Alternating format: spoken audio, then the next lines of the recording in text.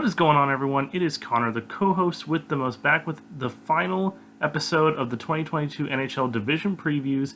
This time, looking at the Metropolitan Division, the final division preview that we have. I've done the Central Division, the Pacific Division, and the Atlantic Division. So finally, we're now on to the Metropolitan Division. This actually isn't the last NHL preview video that's going to come out. Next Wednesday will be the official playoff and award predictions that I'll be making. But for right now, this is the final division, the Metropolitan, home to my favorite team, the Carolina Hurricanes, the winners of the Metropolitan Division last year. So let's get right into it here with the team that I predict is going to be finishing in last place, and that is going to be the Philadelphia Flyers. This division was a very tough division to predict when it came to teams 4 through 8. The top 3 teams are pretty agreed upon. Like, it's a very top-heavy division, very agreed upon that the top 3 teams are going to be the top 3 teams, but there was a lot of different opinions that I saw and a lot of different debate going on as to who the teams 4 through 8 were going to be. But I've got the Philadelphia Flyers down here at number 8. Their last playoff appearance coming in the 2019-2020 season when they lost in the second round to the New York Islanders. They've only made the playoffs 4 times in the last 10 years, and they have not won a division crown since 2010 and 2011. They lost in the second round to the Boston Bruins that year. That was the year after their Stanley Cup appearance versus the Chicago Blackhawks. But so, yeah, I've got the Flyers down here. They've kind of been in a rebuild for a little bit going on here now. This is a team that doesn't necessarily have expectations going on. They've been kind of the mediocre team in the Eastern Conference. The Eastern Conference has been a very powerful conference over the past couple of seasons, and the Flyers have definitely been left in mediocrity. They were at the bottom of this division last year, pretty substantially at the bottom. They were pretty close with the Devils, but when it came to the 6th place team, they were quite down below. So definitely, I think it's going to be the same result for the Philadelphia Flyers. Looking at their offseason additions and what they lost, their biggest offseason addition was acquiring Tony DeAngelo in a trade with the Carolina Hurricanes. He was a really good spark to the Carolina Hurricanes power play early in the season last year. It definitely tailed off towards the end of the year, but they're getting a very good, a very strong offensive defenseman, a physical presence on the ice, definitely plays with an edge. I know he's a very unpopular player across the league. But they do get Tony DeAngelo from Carolina. They didn't have to give up too much to get him either. So that's going to be their biggest addition for me. Their biggest loss is no question. I know they technically lost him last year, like mid-season. They didn't lose him in the offseason this time around. But, still their biggest loss is definitely going to be Claude Giroux. He was their captain for quite a while. He, was still a perennial all-star, even though he's past the prime of his career. He can still put up good numbers. So definitely going to be a huge loss for them in the forward group. They do have some talent there that can make up for the loss of Claude Giroux, but there's no way for them to be able to replace, he was a franchise staple.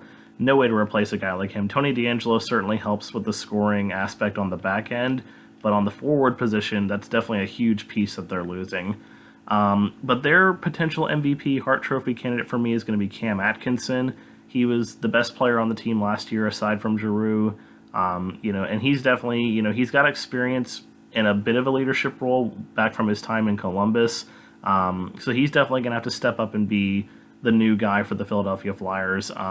He, like I said, he did really well last year. He's, in the prime of his career, with also, like I said, with Claude Giroux going, they need someone to step up and be a leader. He's a veteran player. He knows how to get it done, and he can be a good solid piece for them. I think he'll be the best player on this team for sure this year. But despite all of that, I still think the Flyers are going to be last place in the division. They didn't make enough moves. Like, the Tony DeAngelo signing is good, but it's not great. And they didn't really bring in any other huge pieces during the offseason to make up for, to get into a position where they can compete for a playoff spot. So number 7 here is going to be the team that finished in 5th last year in the Metropolitan. That's going to be the New York Islanders. This is a team that had a lot of hype around it going into the season. There was a lot of people that were anticipating the Islanders were not only going to make the Eastern Conference Finals, but potentially make and win the Stanley Cup Finals as well. There was a lot of hype around this team, and it ended up being a very disappointing season for the Islanders. They had 84 points on the year. They were well out of playoff contention all year long. Their last playoff season coming the year prior in 2020-21, when they lost in the Eastern Conference Finals to the Tampa Bay Lightning. That was definitely one of the reasons why everyone thought that they were a potential Stanley Cup favorite. Was, they had made it to the Eastern Conference Finals the previous year, and it just didn't really work out for them. But they do have 6 playoff appearances over the last 10 seasons. They actually haven't won a division crown since 1987. So a long, long, long time since the Islanders have won a division crown. They lost in the first round to the New Jersey Devils that year. But for me, it's just, again, kind of similar to the Philadelphia Flyers. I don't think they made enough moves to really keep up in this Metropolitan division. I think, the teams above them made more moves to get better. There are also some younger teams ahead of them that I think are going to be better. And I just think the Islanders are going to continue this kind of downward trend. Like I said, they were in the Eastern Conference Finals. Then they were not even close to making the playoffs. And now, unfortunately for them, I think they're going to be fighting for, the lower scraps of this division. When you look at their offseason additions, their biggest loss, of course, for sure, is going to be head coach Barry Trotz. Maybe it was a firing that was necessary. To me, sometimes just when it comes to coaches in hockey, I don't understand what teams do with them most of the time. I mean, I remember Barry Trotz, he led the Capitals to that Stanley Cup win, and then they went and fired him like a year later. So sometimes I just don't understand what the logic is behind firing coaches. That's definitely a huge loss for them, though. Barry Trotz is one of the best coaches in the league. He's been around for a long time. He knows what he's doing. He took this team to the Eastern Conference Finals just, 2 seasons ago. So definitely a head-scratching move in my mind, but that, like I said, that's a huge loss because now you've got to build a new culture, a new system, a new whatever with a new head coach. So it's going to create a little bit of dysfunction. Their biggest addition is going to be Alexander Romanov from the Montreal Canadiens. Not a huge splash signing or anything like that, but, a good depth piece for them, a good second or third line forward to put up some points for them. They're a Hart Trophy candidate for me. There's a couple choices on this team, but I'm going to go with Matthew Barzal. He was the best player down the stretch for this team towards the end of last season. They had a really mediocre start. It's kind of amazing that they were able to finish in 5th in the division, because early on in the season, it looked like they were going to be 7th or 8th, down there with New Jersey and Philadelphia. And Barzal was a big part of the turnaround for this team, and, he's only going to continue to get better as well, and I think he's going to be the most likely best player on the team. Beauvillier also has a good chance to be the best player on this team as well, but I just think Barzal is going to take the crown for that. Unfortunately, though, like I said, I just don't think the Islanders are going to be able to keep up in this division. This is going to be a very, very tough division this year, and the Islanders didn't make the moves to keep up with the other teams, and they have a new head coach this year. There's just going to be too much dysfunction going on for me to think that the Islanders have any realistic chance of making the playoffs. They have a lot of talent, but dysfunction can take down talent. So, moving on to number 6 here is going to be the New Jersey Devils, the team that came in 7th in the division last year. Their last playoff season coming in 2017-18, where they lost in the first round to the Lightning. And that has been their only playoff appearance in the last 10 seasons, which definitely is not good for a franchise that, anticipates or expects to have expectations. The Devils were one of the best teams in the early 2000s. They had a few Stanley Cup wins in the early 2000s. They were still a playoff force heading into the late 2000s, but really since the turn of the decade, in the 2010s, the New Jersey Devils have really been mired in mediocrity. Like I said, that was their only playoff season in the last 10 years. Their last division crown coming in 2009-2010 when they lost to the Flyers in the first round, who were the eventual Eastern Conference champions that year. Things are getting better for New Jersey. This is a very young team right now, a team that was, has been in the midst of a rebuild for the past few seasons. And it's a team that, players are only going to continue to get better as they get older. They brought in a good piece during the offseason. I'll go ahead and move on to that. They brought in Andre Palat from the Tampa Bay Lightning. I know Tampa Bay, unfortunately for them, they weren't able to bring him back. Just cap issues are starting to catch up with the Tampa Bay Lightning. And Palat, he was a key piece on that team for all of their 2 Stanley Cup wins and their run to the finals last year. But they were not able to hold on to him. So a very good pickup for the New Jersey Devils here. He's going to contribute right away. He's going to be really good. Their biggest loss is going to be Pavel Zacha, in my opinion. Again, I think the good, again, outweighs the bad here. Palat is he's been one of the better players in the league. Zacha is a good young player. It's tough to lose young players. You don't want to lose them. But I think they get an upgrade here, getting Palat over Pavel Zacha. Their Hart Trophy candidate for me is going to be the young Jack Hughes. A lot of people can take him and Trevor Zegras and group them together as two of the best young stars in the league today. Jack Hughes, he wasn't the leading point scorer on this team last year, but he was their all-star representative at the all-star game. And again, another example of he's going to continue to get better with age. And I don't see the New Jersey Devils making a playoff push this year, but it's definitely possible that they could make some kind of a playoff push here a couple seasons from now. But I think for this year right now, they're still just too young and too inexperienced and not quite good enough to make a playoff push right now. Moving on to the fifth place team, we have the Columbus Blue Jackets, the team that finished in sixth in the division last year.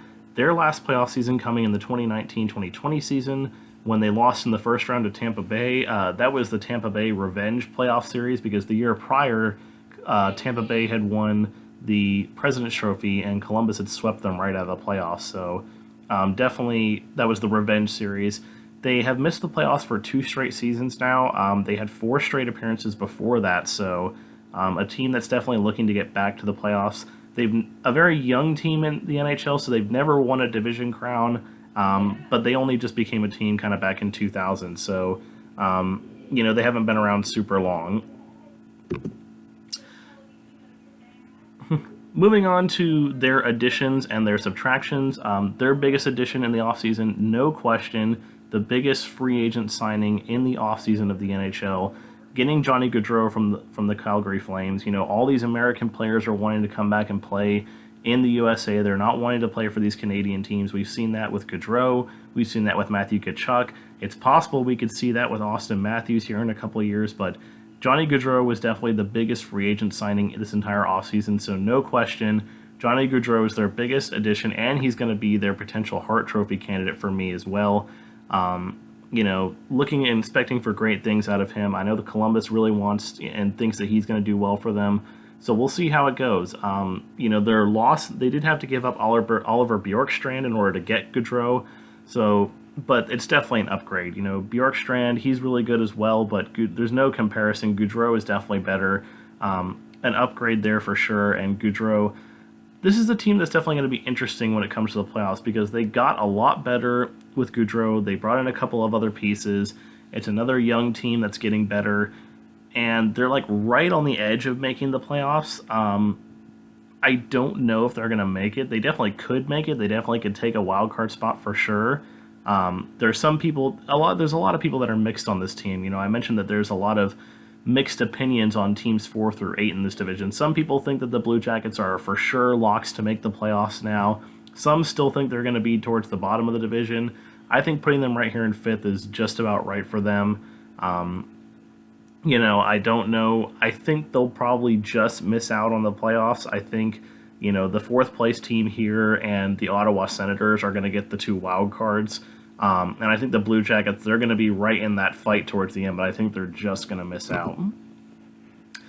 Moving on to the 4th place team is going to be the 4th place team from last year, the Washington Capitals. Of course, they made the playoffs last year. They lost to the Florida Panthers in the first round in 6 games, I believe.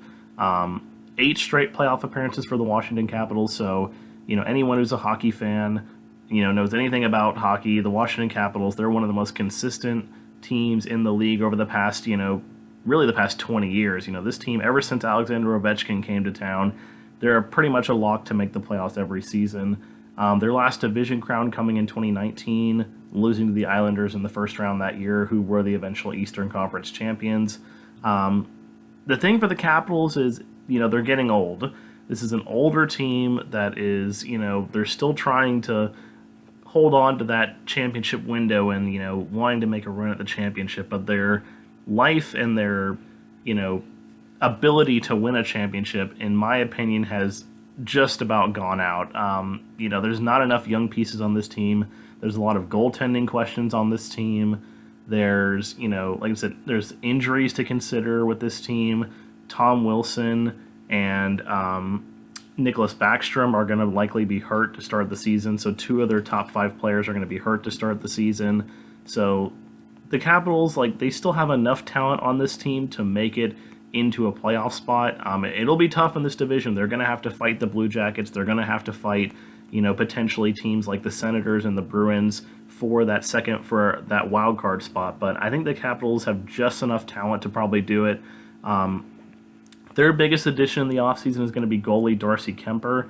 The Capitals with Samsonov and I'm forgetting his name right now, the other goalie from last year. One of the worst goalie tandems in the league last year. So getting Darcy Kemper from Colorado, he obviously had his struggles in the playoffs. He's not the best goalie in the world, but in my opinion, he's definitely an upgrade over what they did have with Samsonov and their the other. I said I've forgotten his name. Forgive me, other guy, but with the goalie tandem that they had last year, definitely an upgrade. Their biggest loss is going to be Justin Schultz on the back end. This is a team that doesn't have too much depth at defenseman, so losing Justin Schultz definitely is not great. Especially when you've got the problems on the front end with Backstrom and Wilson being hurt. You want your defense to be able to pick up the slack and maybe contribute a little bit more, but they still have Evgeny Kuznetsov. They still have John Carlson. They still have a lot of good pieces on this team. So, and of course, their Hart Trophy candidate, of course, is going to be Alexander Ovechkin, no question. The dude is still chasing Wayne Gretzky's goal record. Some people want to claim that he's the greatest of all time. I would absolutely say he's not the greatest of all time. There's arguments to be had. I personally think there's no argument that Wayne Gretzky is still the greatest of all time. There's an argument to be made that Ovechkin might be the greatest goal scorer of all time, but overall player, no question, Ovechkin's not the GOAT. Sorry, Ovechkin and Capitals fans. But like I said, he is still chasing that goal record. He looked really good last year. It doesn't seem like he's lost anything. He hasn't regressed at all. So he's, of course, going to be their front runner for any sort of MVP talk. So moving on to the third place team here is going to be the Pittsburgh Penguins. Made the playoffs last year, lost to the Rangers in 7 games in the first round after blowing a 3-1 lead. Now, this is a team with the longest current active playoff streak, and it's not even close. This team has not missed the playoffs since the 2005-06 season. So for the better part of 15, 16 straight seasons, the Penguins have made the playoffs. And I think that's a streak that's going to continue. This is still a very talented team. They made sure during the offseason to bring back all the important pieces for them. They brought back Evgeny Malkin. They brought back Chris Letang. They brought back Brian Rust. They still have Sidney Crosby and Jake Gensel. This is still a very talented team. Their last division crown coming the year prior in 2020, the losing in the first round to the Islanders. That is one thing for the Penguins, is that they've made the playoffs all these years in a row. They've, been consistent. They've had a real tough time getting out of the first round in the playoffs ever since their last Stanley Cup win over the Nashville Predators. I don't think they've made it out of the first round since then. So it's going to be interesting to see that if they make the playoffs again this year and keep that streak alive, can they actually get out of the first round? Their biggest offseason addition is going to be defenseman Jeff Petrie. I think he's going to fit in real nice, another kind of veteran player to add on. I mentioned the Capitals were an aging team. This is definitely an aging team as well. Jeff Petrie, another veteran defenseman to pair with Letang and Brian Dumoulin, both veteran defensemen. Their biggest loss is going to be Evan Rodriguez on the front end. He was really starting to kind of find his game and get into his own with this team. It's definitely an unfortunate loss for this team, but if they wanted to bring back Rust and Letang and Malkin, then there was going to have to be some sacrifices that were going to have to be made, and unfortunately for them, Evan Rodriguez was one of them. But no question, this team is still, their championship window in my mind is probably closed, but their playoff window is still definitely open, and they're still one of the top teams in the Eastern Conference. And of course, no question about it, their front-runner MVP Hart Trophy candidate is, of course, Sidney Crosby. He's still, there's going to be the debate that rages on forever between him and Ovechkin, who was the better player. I would argue Sidney Crosby's the better player just because, when it comes to their overall career stats, in terms of points, it's like Ovechkin has like 2 more points than Crosby all time, but the difference being that Ovechkin's also played like 200 something more games than Crosby has, because Crosby's had some injury concerns throughout his career. And so if you look at their points per game, Crosby definitely outshines Ovechkin when it comes to points per game. And when their career points are only separated by like 2 or 3 points, I'm definitely going with points per game to determine who is the better player. And I think Crosby takes that crown. But like I said, the debate will rage on forever. Who is better, Crosby, Ovechkin? 2 different playing styles. Ovechkin's a goal scorer. Crosby's a playmaker. Who knows? But Crosby for sure is their best player still. So moving on to the second place team, it kind of pains me a little bit to put them here, but in second place in the division, I'm going to go with the Carolina Hurricanes. There's a reason why I have them in second and not first, and why I dropped them. When I was originally thinking of this, I did have them in first, but something did happen to make me think to drop them down to second. They, of course, made the playoffs and won the division last year. They lost in 7 games to the Rangers in the second round. This is a team that, before the Buffalo Sabres were on their playoff drought, the Hurricanes had owned the longest active playoff drought. But ever since Rod Brind'Amour came to town, they've had 4 straight playoff appearances after 9 straight misses. So definitely a huge change in culture. This team, it's a young team, it's a hungry team, it's a team that, hockey is growing in Carolina. Hockey is at its peak popularity. They're going to be hosting a Stadium Series game this year. This is a team that's really wanting to win a Stanley Cup and is really hungry to get it. They've got one of the best coaches in the league in Rod Brind'Amour, and but like I said, there is a reason why I have them here in second. If I go to their offseason additions, 2 major offseason additions for this team: Brian Burns from the San Jose Sharks, an upgrade in my opinion over Tony DeAngelo. There was a lot of Hurricanes fans that were upset about the loss of Tony DeAngelo. I think Burns is an upgrade. I know DeAngelo is younger, but Burns has been producing for a long, long time in this league, and he's looked good in the preseason so far. I think Brian Burns is an upgrade for sure, and he's going to be huge to pair him with Jacob Slavin on the back end.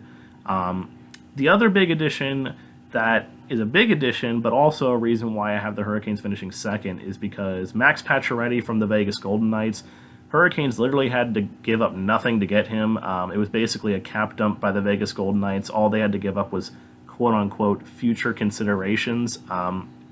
Pacioretty's a 20-goal scorer. He's a potential 30-goal scorer. He's a potential 50, 60-point man every season. The only problem is he tore his Achilles and is going to be missing the first 6 to 7 months of the season. Probably won't be back until March, April-ish. And, of course, the playoffs if the Hurricanes do make it. But that's the reason why I have them finishing second. If Patches was going to be healthy, I probably would have said that this team could finish first. I think they have great goaltending. Frederik Andersen is one of the best goalies in the league right now. Antti Raanta is definitely a very solid backup. It was unfortunate for the Hurricanes that Andersen was not able to play in the playoffs at all after getting hurt towards the tail end of the regular season. When it comes to losses for this team did have quite a few losses in the offseason. Their biggest one, in my opinion, was losing Vincent Trocheck. A consistent point getter for this team. I could also throw in, him and Nino Niederreiter were both probably even in terms of the biggest losses for this team, but this is a team that has seen a lot of change this offseason. They lost Trocheck, they lost Niederreiter, they lost DeAngelo, they lost Ian Cole, they lost, I've forgotten now. It's like, now I'm starting to get, they lost, Brendan Smith, they lost just a lot of different pieces that were lost on this team in the offseason. So they did bring back Calvin DeHaan. They are potentially going to be bringing back Derek Stepan. There's a lot of change that's going on, but in a lot of people's opinions, it's been changed for the better. A lot of the pieces that they got and they brought in were upgrades over what they had before, or they have younger talent that's ready to come in and be that replacement for those players that they lost. Their Hart Trophy candidate this is a tough one for me. I think no question it's going to be Sebastian Aho as the potential Hart Trophy candidate. You could make a case for Andrei Svechnikov. You could make a case for Teuvo Teravainen. You could make a case for some of the other players on this team, even Jacob Slavin you could potentially make a case for, but it has to be Sebastian Aho. He's led the team in points every year since Eric Stahl left, for the most part. There might have been 1 year in there that he didn't. I think there was a couple of years that Jeff Skinner led the team in points, but Aho's been leading the team in points for the past 5 or so seasons. He's, a budding potential captain on this team. He's one of the leaders of this team. He's your first line center. No question, he's going to be the potential Hart Trophy candidate. He was their all-star representative last season. He won the shooting accuracy competition. So definitely expecting a lot of things out of this team. It's going to be interesting to see how they do early on in the season with all this change. And it'll definitely be interesting to see how they do late in the season once they get Max Pacioretty into the lineup and how well he's going to contribute. Because that was definitely the one thing this team was missing in the playoffs last year was, like, goal scoring. The defense was great. The goaltending was as good as it could be. It's just they need someone to really step up and be that man that can get them that goal in that crucial moment. And we'll see if they fix that problem and if someone will step up and take that role. So moving on to the first place team is going to be the New York Rangers, the team that knocked Carolina out of the playoffs last year. They made it to the Eastern Conference Finals last year, losing to the Tampa Bay Lightning in 6 games. They've only missed the playoffs 3 times in the last 10 seasons. Their last division crown came in 2014-15 when they lost again in the conference finals to the Tampa Bay Lightning. The New York Rangers, this team came out of nowhere last season for the most part. A lot of people didn't think they were going to be this good. A lot of people kind of thought they were still a little bit in a rebuild mode, a little bit, but strong goaltending, strong defense, and a real breakout season for Chris Kreider is definitely what propelled the New York Rangers to the spot that they're in right now. Like I said, the reason why I had them over the Hurricanes is the Hurricanes have a lot of change that happened in the offseason, and with the fact that Pacioretty is going to be out for most of the season, I think the Rangers are going to have the slight edge when it comes to the division, but by the time the playoffs roll around, I think the Hurricanes can take them. They definitely want revenge from last year, so...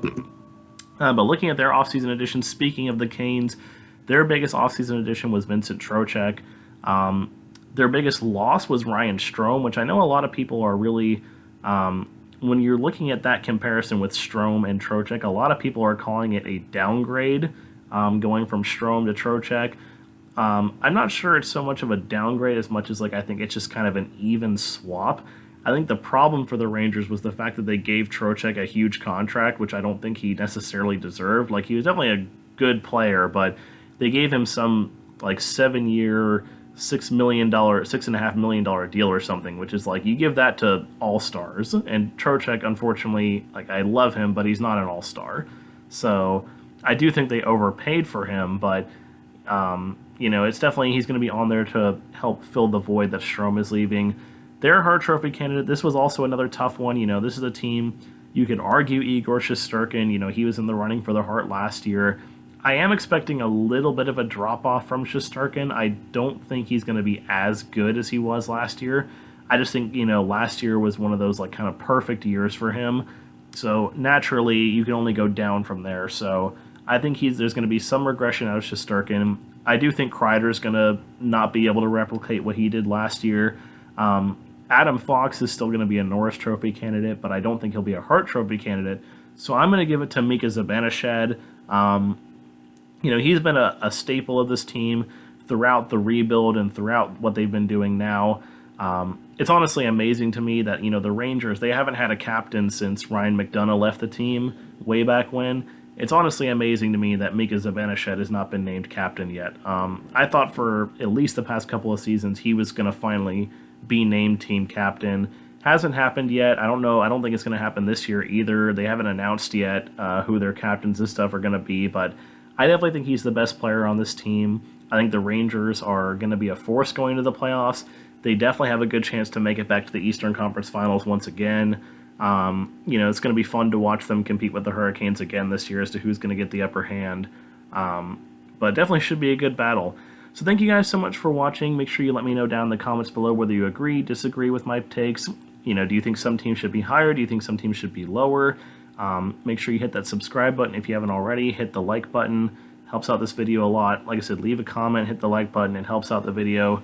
And until then, I will see you guys next time.